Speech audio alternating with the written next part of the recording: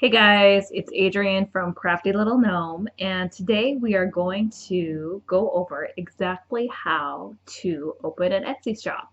So if you're brand new and you're a little intimidating about opening up a storefront, or maybe you already have one, this could be a good way for you to just get a refresher and make sure that you're doing everything correctly. So I'm going to share a screenshot and a video recording of my screen as I go ahead and open up an Etsy shop, and I will show you exactly how to do it. So before we get started, make sure that if you have an Etsy shop, go ahead and drop a link to it in the comments so we can all see it and let us know what you sell, and I will be choosing one shop owner to give a shout out to in my next video. So if you have a shop already, definitely make sure you leave a link below in the comments. And if you don't have a shop yet, please let us know what it is that you make for your craft or what you're thinking of selling. All right, guys, let's get started. Okay guys, so today we are going to go through how to start an Etsy shop and how to create an account. So I am right here on the Etsy homepage. If you go to www.etsy.com, this is where you will go. So we're going to go to Sell on Etsy, click on that.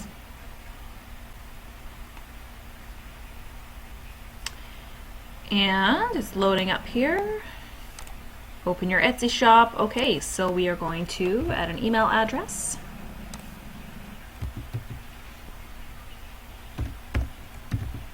info@craftylittlegnome.com. Now I already have an Etsy shop, so we've chosen my first name and a password. Open Etsy shop. Okay, so the first thing we need to do is shop preferences. Let's get started. Tell us about you and your shop. So my language is going to be English. They have a whole bunch here to choose from.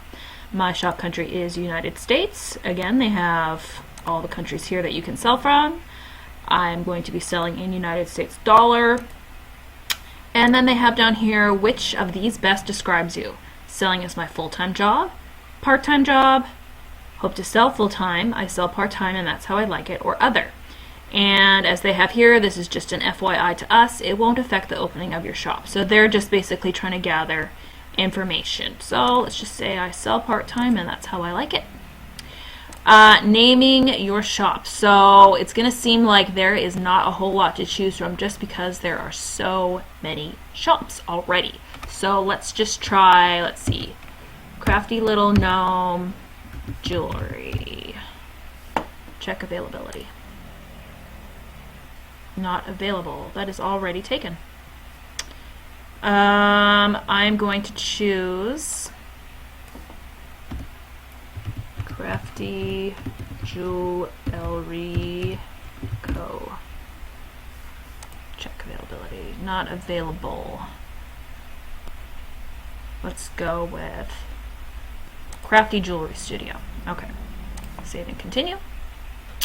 Okay, so that was easy, and now it's going to give us the option to stop our shop, so we can already start a listing. So we just start a listing here, and you want to have a lot of photos and everything taken already before you start. That's going to make things so much easier for you when you get going, because you can have those saved on your computer and you are just ready to go. Okay, add photo. So let's go to my pictures. And I have some saved here, so let's start by adding these on here. This is the listing that I'm going to do. It's an amethyst necklace. You have up to 10 spots. You want to choose as many of them as you can. As you can see, the first one that loaded up here, actually this one too, they're saying that these are too small or they don't like them. Listings look best with at least 1,500 pixels wide. So just keep that in mind as you're going. I actually saved these from the listings that I already had. And so what it was, when you add your images to Etsy, it's going to automatically crunch them and make them smaller. That's why they're saying that it's too small. And what I did here, you can see that this one, you can't really tell it's a jewelry box, but with that little caution sign on top. But the first photo is going to be the one that's going to be your thumbnail, so you want to make sure. Let's just move that over. And you can adjust the thumbnail if you want. So if you want to zoom in, you can.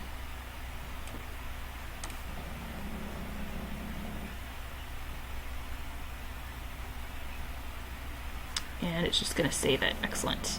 Okay, so now we want to go through the listings here. So I'm going to, I had saved this already from another listing just to make things easier on myself. This is my big, long, super long title that has a ton of keywords. Amethyst necklace, raw gem, copper, wire wrapped, crystal, antique copper chain, mineral healing stone necklace. Who made it? I did. What is it? Finished product. When did you make it? Recently.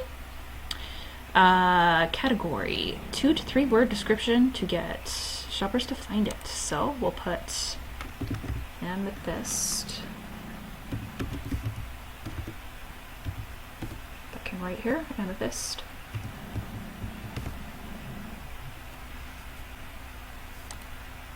Crystal necklaces. Necklace length, so we'll put 18 inches. Pendant height, 1 inch. Pendant width, 1 inch. And my stone is amethyst. Material, so I can put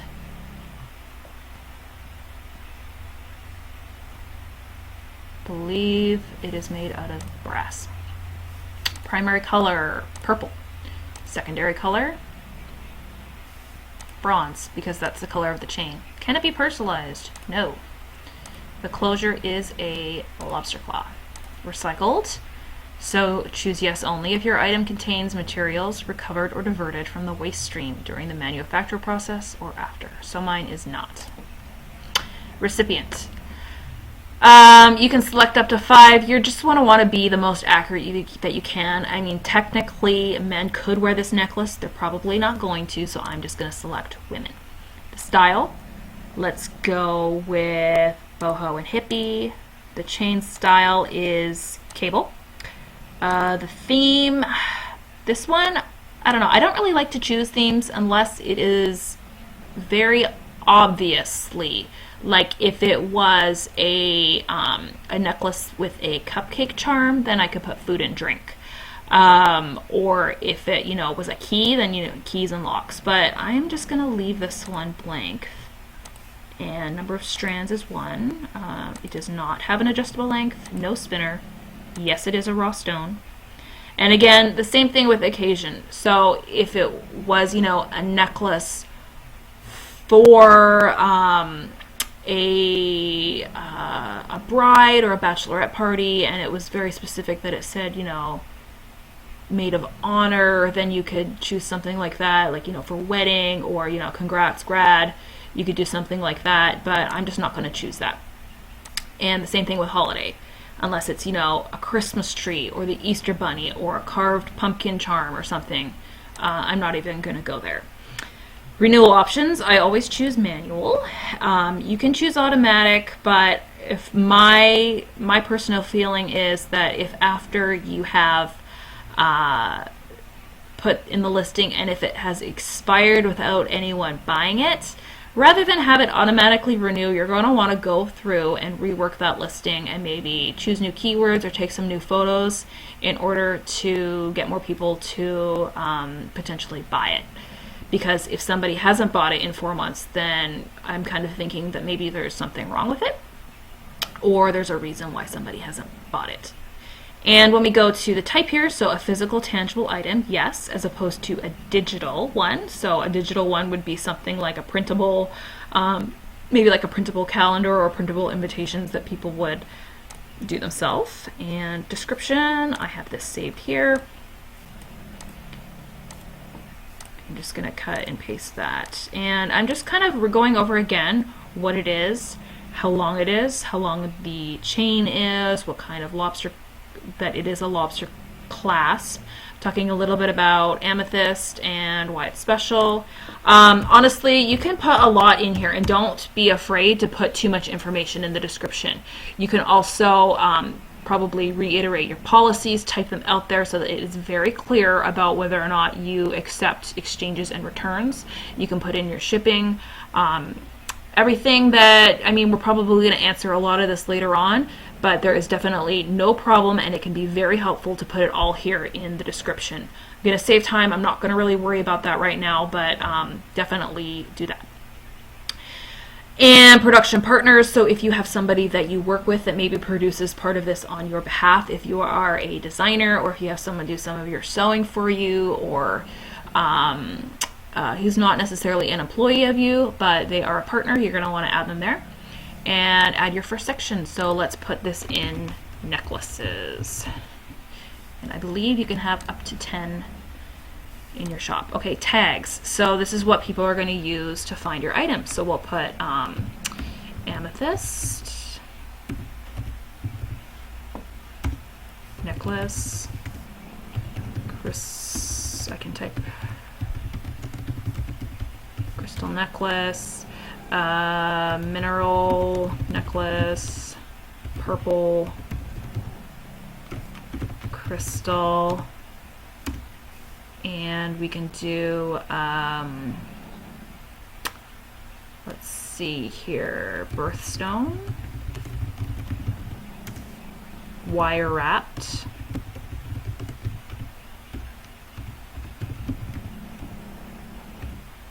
anything that somebody might be looking for. Valentine's Day gift, mom gift, you could do stuff like that. Let's see, we could do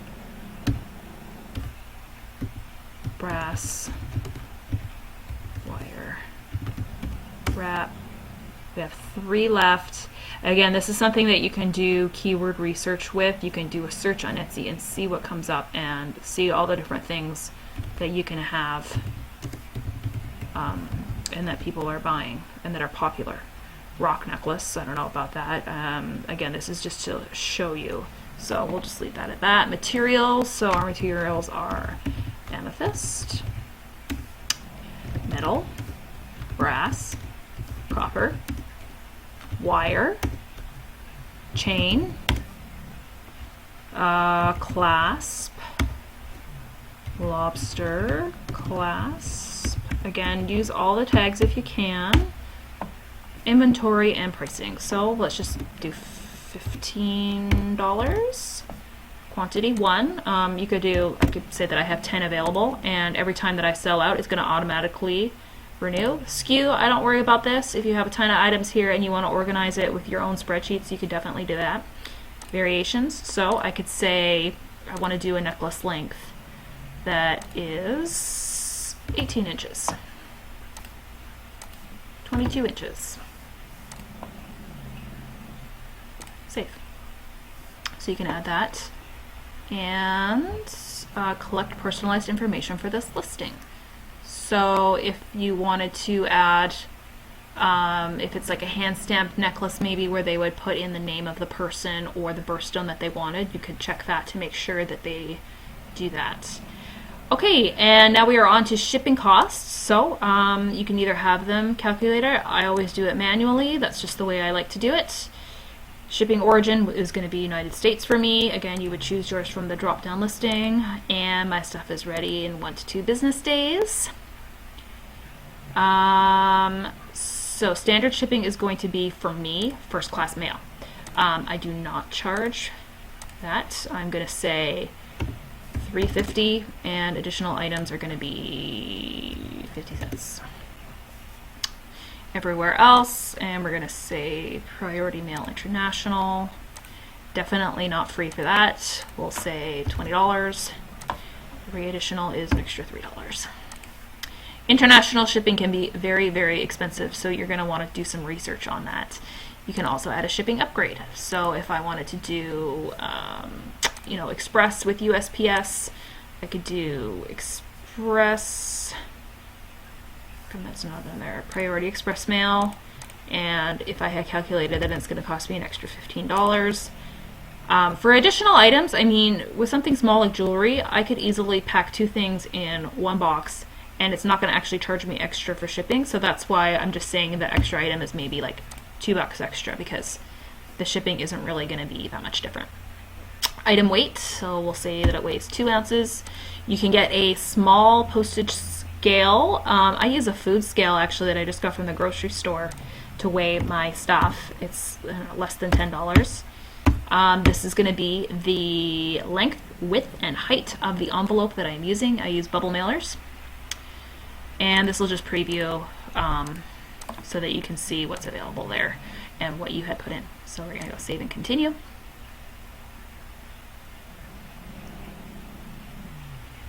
So then once you have added that, you can add as many as you want. You're going to want to keep going and adding items in. Then we will save how you get paid. My country is United States. And I'm not going to fill all this in because I don't want you guys to see it. Because you do not need to know my personal information. 1985.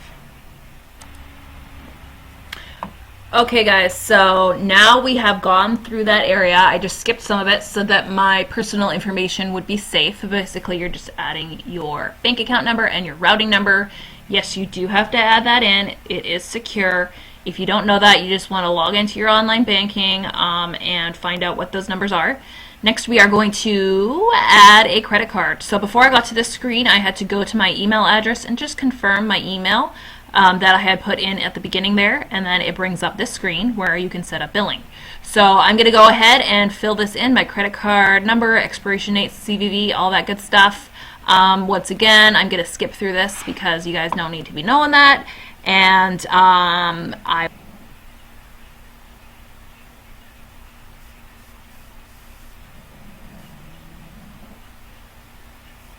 Da, da, da, da. Okay, we did it. So we got to this point. I think that's where we will leave it for now. And in the next video, I'm going to show you guys how to fill the rest in this here, your profile and all that good stuff. So we will see you in the next video.